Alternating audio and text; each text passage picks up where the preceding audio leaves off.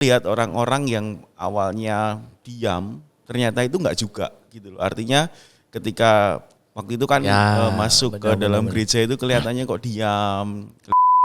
Kita memberi kesempatan pada orang kemudian dia menjadi apa adanya begitu. Jadi mereka sebatas memahami, oh gitu ya perasaannya ya, Oke. aku tahu, aku ngerti.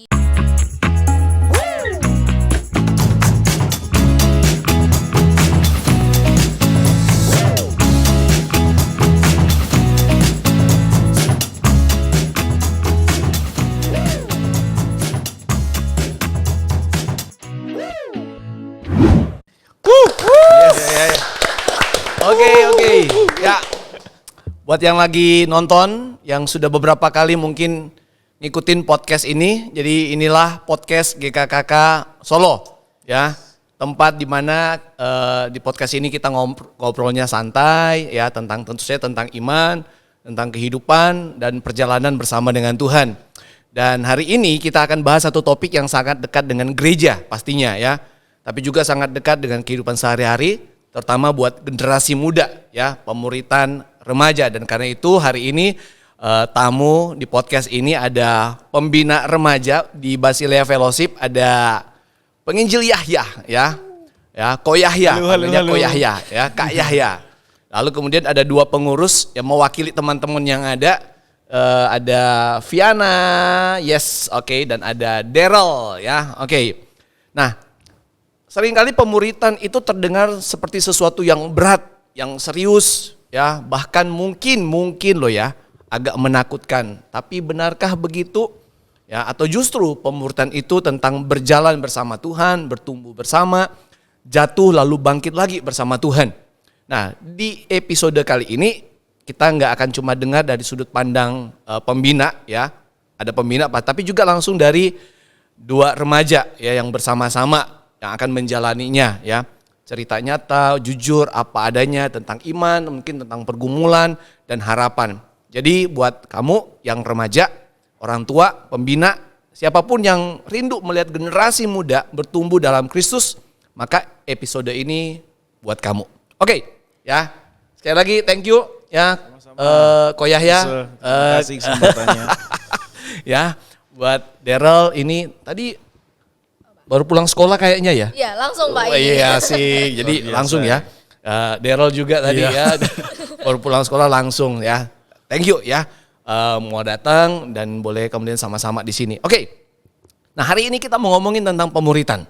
Ya, sebenarnya ngomongin tentang pemuritan, kalau by the way sudah nonton kan podcast pertama kalinya kita, ya, tentang pemuritan itu tahun lalu ya.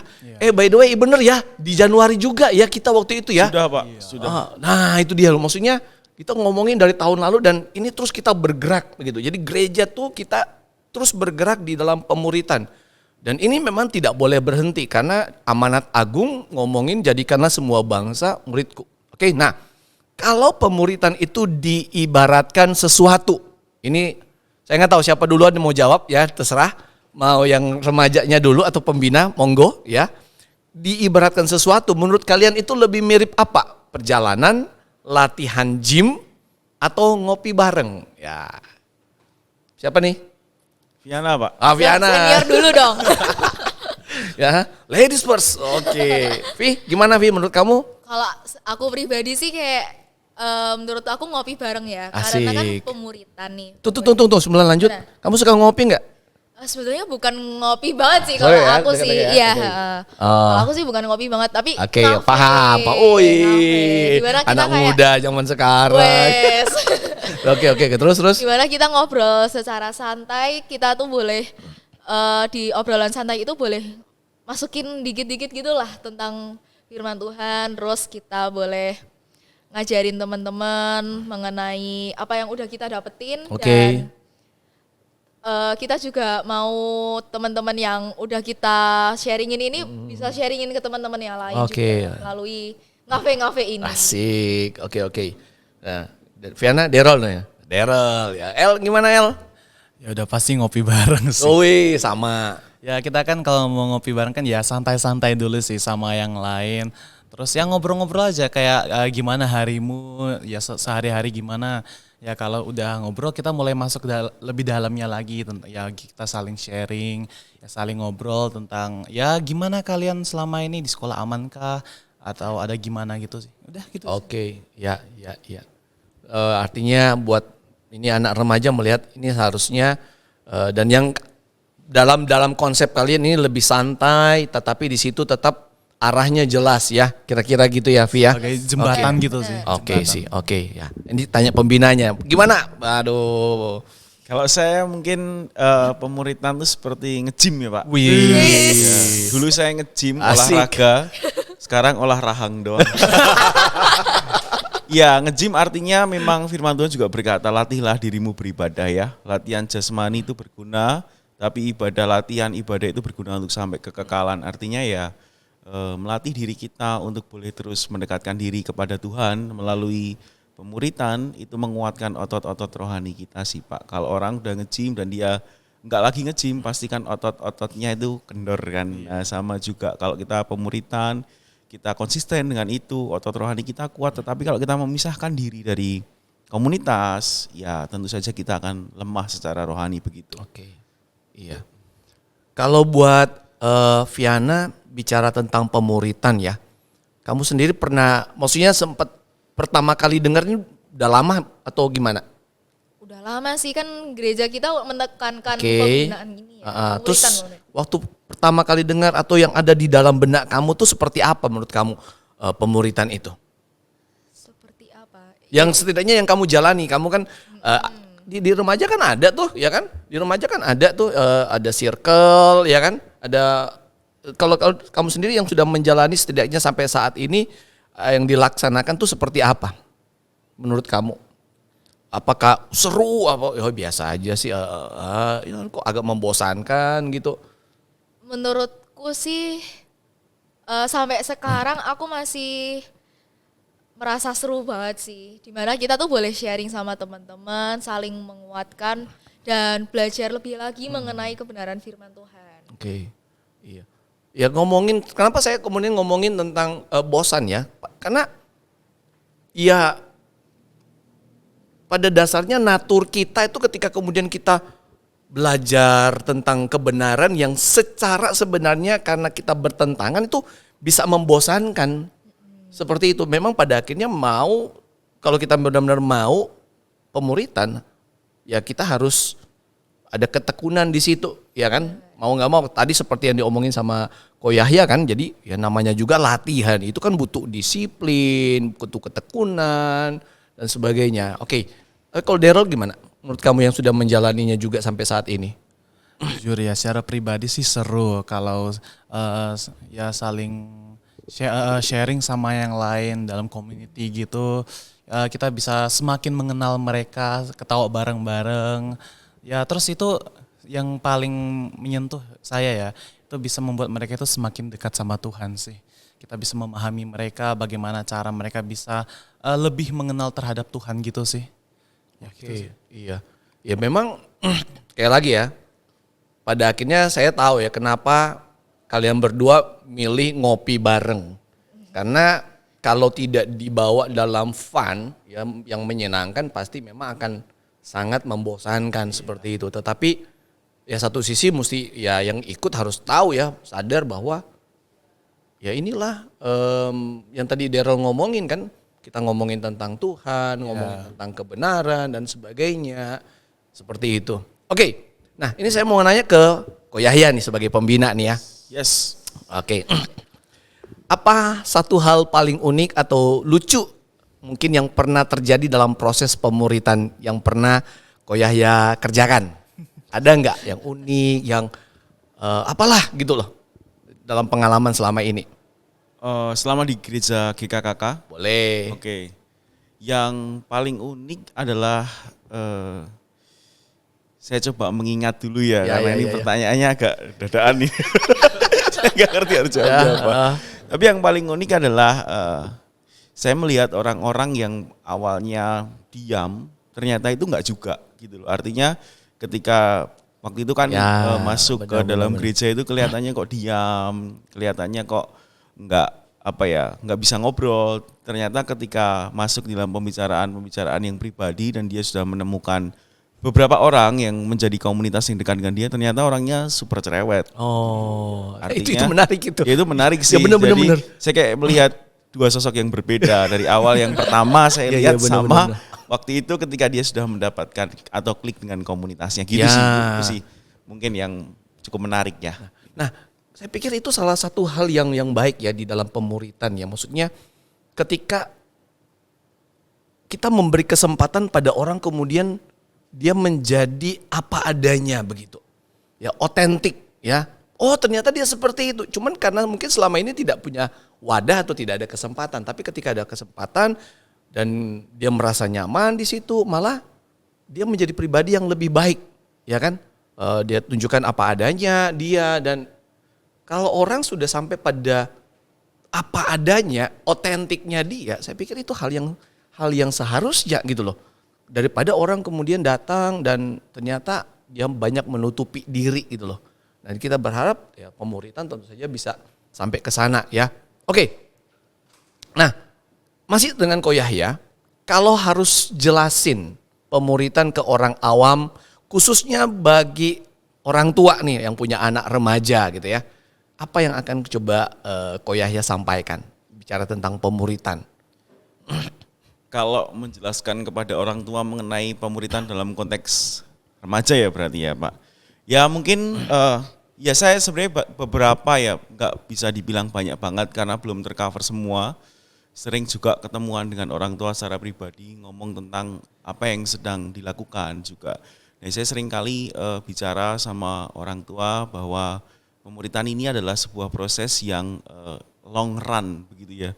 Jadi memang tidak bisa dilihat begitu anak saya itu misalnya masuk di dalam circle 2-3 bulan kemudian langsung ada perubahan yang terlihat nyata. Itu enggak seperti itu, tetapi yang sering kali saya sampaikan adalah kalau kita mencoba melihat dari jangka yang panjang, kita itu akan melihat bahwa ada buah di situ. Anak-anak kita itu pada akhirnya misalnya memutuskan untuk dibaptis, artinya dia memutuskan untuk boleh percaya kepada Tuhan. Menemukan komunitasnya di episode yang lalu, tiba-tiba yang ikut SYC bisa sampai 30-an orang, which is itu setengah daripada jumlahnya di Basilea. Artinya ya ini memang proses yang tidak panjang. Kalau misalnya Bapak Ibu setuju dengan kami, ya mari bantu. Caranya gimana? Misalnya kalau ada anak dari temennya yang rasanya kok belum dideketi sama gereja, ngomonglah sama teman-teman pembimbing atau pembina supaya anak itu ditolong, misalnya seperti itu. Atau kalau ada support, kan namanya pemuritan kan tadi anak-anak bilang ngafe. Ngafe artinya butuh biaya juga ini, ya kan seperti itu kan. Kalau dengan kas Basilea tidak cukup. Kalau misalnya hendak mempersembahkan ya untuk memfasilitasi anak-anak, karena kami pemuritan bukan berhenti pada gedung gereja, tetapi di luar anak-anak itu pertemuan bareng, makan, baik juga kalau misalnya dapat mendukung di area hal itu. Tapi disclaimer ini bukan dalam rangka mencari dana, bukan ya. Tapi lebih kepada mengencourage keterlibatan orang tua secara nyata. Oke. Thank you. Iya.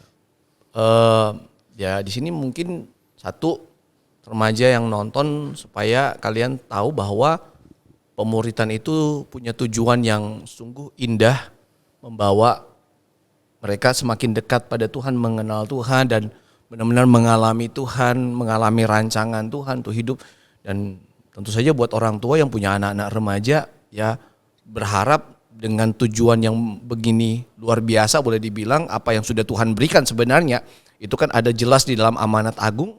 Ya orang tua bisa mendukung, bisa mendorong anak-anaknya untuk bisa hadir di dalam pemuritan yang dikerjakan oleh gereja. Sekali lagi ya ini nggak bisa kemudian berharap dalam waktu singkat terjadi, tetapi kerjasama antara gereja dengan orang tua, dorongan yang sama, punya cara pandang yang sama, itu kan menolong anak-anak remaja ini kemudian bisa bertumbuh, tentu saja menjadi pribadi yang lebih baik serupa dengan Kristus. Oke.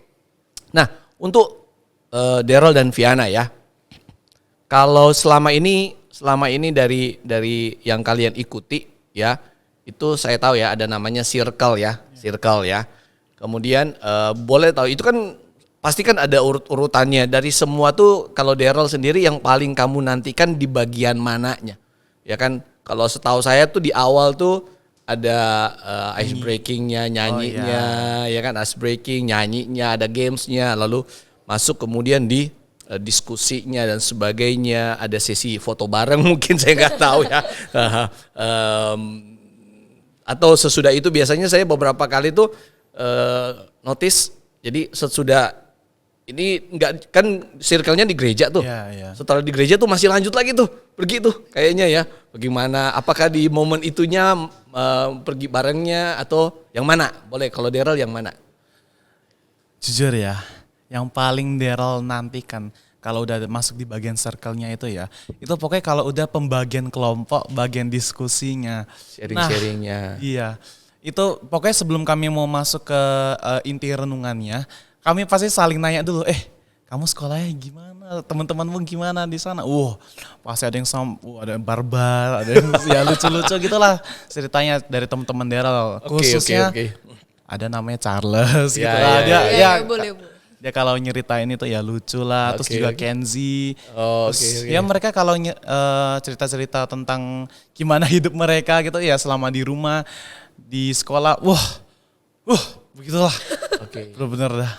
By the way tunggu. Sebentar sebelum lanjut ya.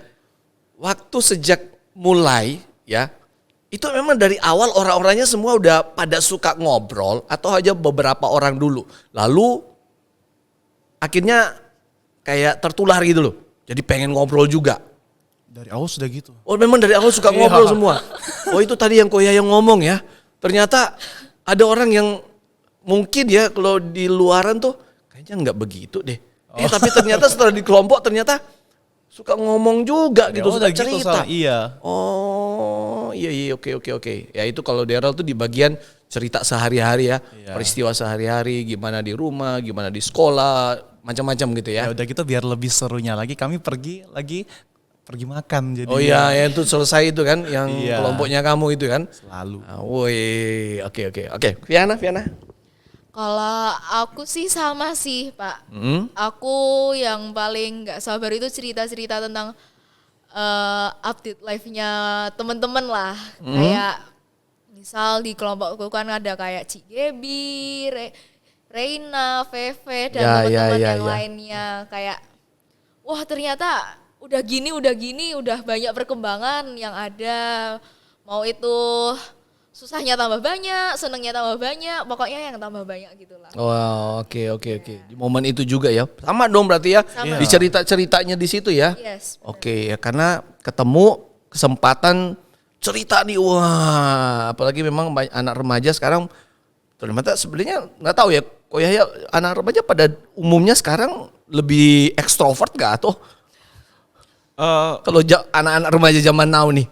Memang gini sih Pak, kalau kita ngelihat dari sumber-sumber yang saya baca, dari apa yang saya dengar dan pelajari, memang kalau kita bicara tentang anak-anak remaja khususnya, bahkan itu bukan hanya remaja sampai ke pemuda, sekarang itu kan media sosial itu membanjiri mereka dengan informasi. Artinya sebetulnya anak-anak ini terlalu banyak hal yang mereka terima tetapi tidak mendalam. Dalam hal ini kalau misalnya ngelihat TikTok itu kan video-video pendek dan mereka dibanjiri dengan itu. Jadi banyak sekali informasi yang mereka terima tetapi tidak mendalam. Demikian juga sebetulnya di dalam pertemanan. Mereka banyak teman tetapi kadang-kadang tidak dalam. Nah inilah yang kemudian kita mau isi ruangnya. Karena memang yang dibutuhkan anak-anak remaja itu sebenarnya adalah beberapa orang komunitas saja. Beberapa orang anak dalam komunitas yang sebetulnya mereka bisa berbicara dengan dalam. Itu cukup bagi mereka. Nah ini menjadi kontra terhadap dunia yang membanjiri mereka dengan berbagai macam informasi dan circle pertemanan yang dangkal itu. Oke. Iya. Ya artinya sebenarnya balik lagi ya kalau untuk Daryl dengan Viana sebenarnya yang membuat akhirnya kemudian kalian bisa datang ke pemuritan itu sebenarnya yang menciptakan itu juga kalian sendiri sebenarnya kan, situasinya, momennya, dan kemudian akhirnya bisa menjawab kebutuhan yang ada seperti yang diomongin sama Ko Yahya tadi begitu ya. Oke, jadi memang penting banget sih pada akhirnya yang paham ya kita perlu menciptakan situasi yang kondusif, yang oke, supaya teman-teman bisa terus hadir, mau datang seperti itu ya. Oke, nah masih untuk kalian ya, untuk Daryl dengan Viana. Viana dulu deh ya. Pernah nggak ada satu momen ketika kamu datang belajar, ngobrol tentang Tuhan, tentang firman, terus kamu kemudian, oh ternyata Tuhan tuh gitu ya? Oh kayak gitu ternyata ya? Ada nggak, pernah nggak terpikir, oh firman tuh ternyata ngomongnya begitu ya? Ada nggak? Pernah. Oke. Waktu itu aku circle itu cuman sama Cigebi. Oke. Waktu itu kita berdua, terus kita benar-benar mendalami setiap, kan biasanya kan kalau circle kan ada ayat-ayat firman Tuhannya, terus kita baca bareng-bareng, terus kita tuh kayak ngulik-ngulik bareng-bareng lah. Ini tuh maksudnya Tuhan tuh apa sih? Dan ternyata emang maksud Tuhan itu sedalam itu. Jadi apa yang dalam pemikiran kita yang dangkal ini ternyata tuh melebihi itu pekerjaan Tuhan. Oke. Kalau Daryl, ada nggak? Jadi ya selama Daryl circle ngobrol sama pembimbing Daryl Ko Edi, pasti ada banyak yang Daryl tanyain ke Ko Edi, kayak kenapa Tuhan melakukan ini, melakukan itu. Salah satu contohnya waktu itu Daryl tanyain kenapa Tuhan menciptakan kita itu secara bebas gitu kan. Terus Daryl pikir kenapa Tuhan gak menciptakan kita, ya kita dari lahir sudah memang hidupnya suci gitu loh. Terus ya terus pembimbing Daryl jelasin ya kalau gitu emang kasih yang kamu miliki itu memangnya sejati atau tidak. Artinya Tuhan yang dia tunjukkan kepada kita sebenarnya itu benar-benar kasih atau tidak. Wah itu benar-benar bikin Daryl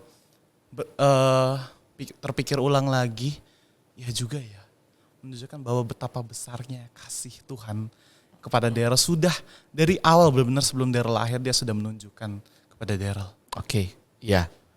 Nah ini ke Ko Yahya ya. Ini menarik, kenapa ada hubungannya pasti pertanyaan ini. Dengan sekarang anak-anak ya, dengan sekolah mereka, dengan gadget, media sosial, bagaimana kemudian membangkitkan satu keinginan untuk belajar mengenal Tuhan juga gitu loh, yang dihubungkan dengan kehidupan konkret mereka. Maksudnya ada nggak tips khusus yang coba diterapkan sendiri dari untuk pemuritan ini? Iya.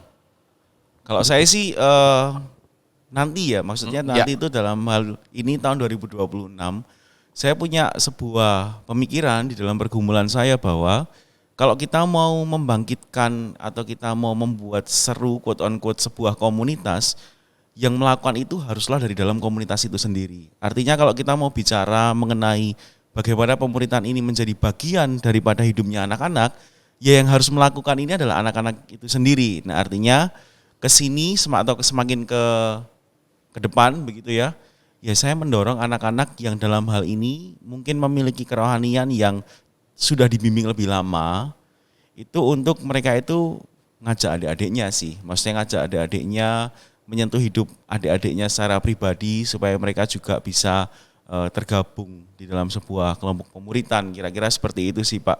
Jadi memang ya ada, kalau kita bicara membangkitkan semangat kan ada banyak opsi ya. Salah satunya adalah mungkin membuat ibadah yang bagus. Tentu kita sedang memperbaikinya. Ruangan ibadahnya juga diperbaiki, misalnya membuat praise and worship yang bagus. Tentu kita juga terus melatih anak-anak kita untuk melakukan itu.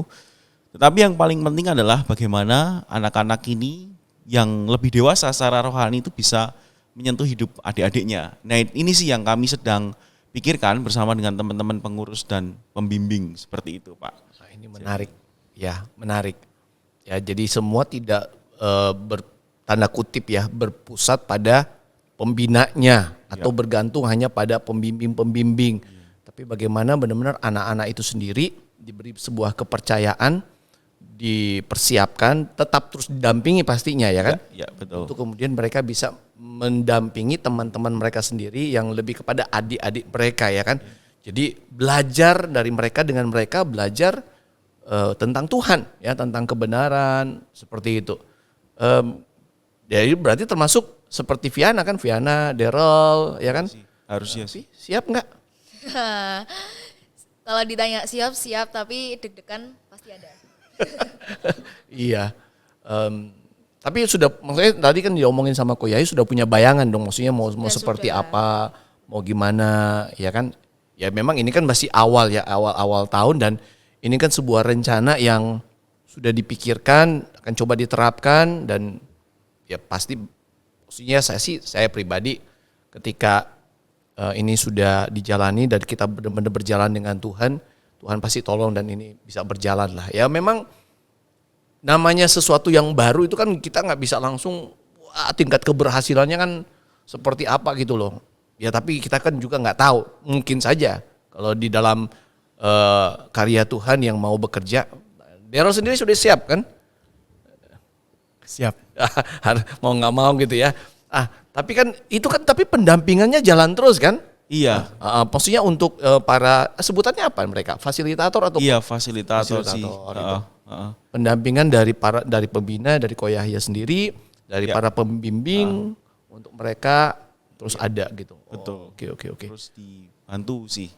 Seperti itu. Jadi ya ini based on kisah hidup saya sebetulnya ya. Maksudnya ketika saya sungguh-sungguh bertobat itu malah bukan di dalam KKR yang besar sebetulnya. Ketika saya bertobat itu malah justru ada di komunitas yang saya rasa 6-7 orang aja. Saya ada teman ngajak di dalam komunitas itu dan pada akhirnya saya bertobat. Karena waktu saya seusia mereka, saya sangat pemalu ya. Nggak mau berurusan dengan orang begitu. Karena saya waktu kecil, saya anak tunggal, papa sudah meninggal waktu saya kecil. Papa saya juga anak tunggal. Jadi betapa sepinya hidup saya sampai saya cerita sama teman-teman saya tuh kalau main monopoli dulu sendirian. Jadi saya menjalankan 4 bidak monopoli itu saya lakukan sendiri karena nggak ada teman. Tapi pada satu masa ada satu kakak, waktu itu saya SMP, mereka kakaknya itu SMA, ngajak saya untuk ke gereja. Saya bilang saya nggak mau, saya terlalu takut untuk membuka diri, kira-kira seperti itu. Tapi dia terus ajak, akhirnya saya datang seperti itu. Dan setelah ibadah, ada satu komunitas lagi. Jadi dari ibadah selesai, lalu kemudian dilanjutkan dengan doa bersama, isinya 6-7 orang. Nah di situ saya kenal Tuhan. Di 6-7 orang itulah saya ceritakan hidup saya terbuka. Artinya apa? Banyakan adik-adik kita yang bertobat itu justru malah karena ada kakak-kakaknya yang nolong mereka sih sebetulnya. Saya juga sampaikan kepada anak-anak pada saat Petrus itu ya khotbah 3.000 orang itu bertobat, dikatakan jemaat itu kan bertekun dalam pengajaran rasul-rasul. Saya katakan gimana caranya? Apakah Petrus itu ngajari satu orang satu? Kalau satu orang satu, 3.000 orang, 9 tahun kemudian baru ketemu lagi. Yang terjadi adalah ada komunitas kecil-kecil di mana mereka bisa membagi hidup. Nah ini yang kami sedang coba kerjakan. Kalau selama ini kan pembimbing dan pembinanya ya yang mementor hidup anak-anak. Tetapi kita coba melangkah lebih jauh yuk. Asik. Anak-anak yang lebih gede yang sudah dibimbing. Nice. Mereka circle kan sudah dari kelas 6 sebetulnya ya. Kelas 6 SD sampai 2 atau 3 SMA. Yuk belajar untuk tolong hidup anak-anak yang di bawah juga. Itu kerinduannya kami sih Pak. Nah satu sisi ya buat yang lagi nonton podcast ini, pemuritan di gereja bukan kemudian baru dimulai dari remaja ya, tapi sebenarnya sudah dari tunas remaja kita ngadainnya. Jadi ini satu budaya yang terus dikembangkan ya, terus kita bawa untuk jadi semakin baik, tiap tahun menjadi lebih baik dan semakin baik, dengan satu harapan sekali lagi ya supaya ya remaja ya menjadi pribadi yang semakin serupa dengan Kristus lah ya. Mereka nggak kemudian hidup jauh dari Tuhan, tersesat. By the way tadi Ko Yahya cerita ya, maksudnya pernah mengalami. Saya pribadi saya nggak pernah seberuntung itu ya. Saya nggak ada yang namanya dari seperti kalian sekarang itu ada komunitas, kelompok kecil, pemuritan begitu, nggak ada. Dan maksud saya adalah betapa ini satu kesempatan yang Tuhan berikan ketika di gereja ini Tuhan membawa pemahaman kita untuk kita perlu ngadain ini ya, dari anak-anak dari kecil, mereka masih remaja ya, kalian remaja tuh belajar untuk bisa mengenal Tuhan secara pribadi, sharing, bercerita tentang perbuatan Tuhan bagi hidup kalian secara pribadi, ya kan seperti itu. Dan kemudian bagaimana dari mereka juga yang menuntun teman mereka untuk bisa mengalami Tuhan secara pribadi. Ini bagi saya sebuah istimewa sih ya yang Tuhan berikan kepada gereja kita di tempat ini, dan doa terus kita boleh sama-sama mengerjakan semuanya ini. Oke. Nah, balik lagi kepada Daryl dengan Viana ya. Sebagai remaja Kristen, tantangan paling berat itu apa sih? Dan apakah pemuritan ini bisa ngebantu dengan tantangan yang kalian hadapi? Daryl dulu deh. Maksudnya sebagai anak remaja kan pasti saya nggak tahu ada merasa punya tantangan nggak dalam dunia media sosial, pertemanan, saya nggak tahu. Nah, apakah dengan pemuritan yang diadakan oleh gereja itu menolong kalian nggak untuk lebih bisa menghadapi tantangan itu? Oke, Daryl dulu atau Viana dulu? Daryl dulu deh ya. Daryl dulu, oke. Ya tantangan Daryl ya dalam pemuritan ini ya, jujur ya itu pas kalau memang Daryl mau ngobrol, ajak konseling sama anak lain, itu sebenarnya nggak mudah. Ngajak mereka untuk ya datang kepada Tuhan, ayo ikut gereja, ayo ya gitulah. Sebenarnya nggak gampang. Soalnya mereka itu maaf ya, terkadang agak keras kepala ya. Jadi mereka itu menurut saya ya ada beberapa anak yang saya ajak itu entah kenapa gampang emosi. Ya jadi itu sih menurut tantangan Daryl sih dalam pemuritan. Ya. Oke. Ya, kalau Viana? Kalau tantanganku misal selama di circle kemarin gitu ya. Kalau secara aku pribadi, aku tuh tipe orang yang susah untuk terbuka gitu. Jadi pembimbingku yang ada di circle pun juga mengakui kalau aku tuh susah sih untuk cerita. Tapi karena dideketin lama-lama gitu kan, jadinya aku lebih aku lebih mengalir buat cerita, buat lebih terbuka kan soalnya kita bisa doain satu sama lain, kita bisa saling menguatkan satu sama lain. Oke. Nah, kalian sendiri merasa terbantu nggak dengan pemuritan yang diadakan oleh gereja dalam menghadapi tantangan sehari-hari dalam pertemanan? Saya nggak tahu ya, kesulitan ya, ada remaja, namanya anak remaja kan pasti punya tantangannya. Tapi pemuritan yang kalian sudah jalani selama ini itu menolong kalian menjadi pribadi yang lebih tough nggak untuk menghadapi dunia ini, gitu loh.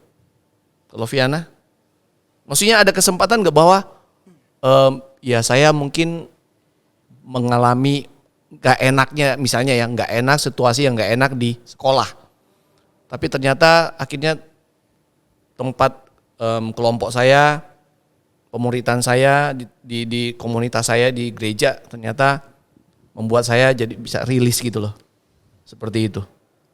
Ada nggak bisa pernah mengalami itu nggak? Maksudnya menolong gitu loh.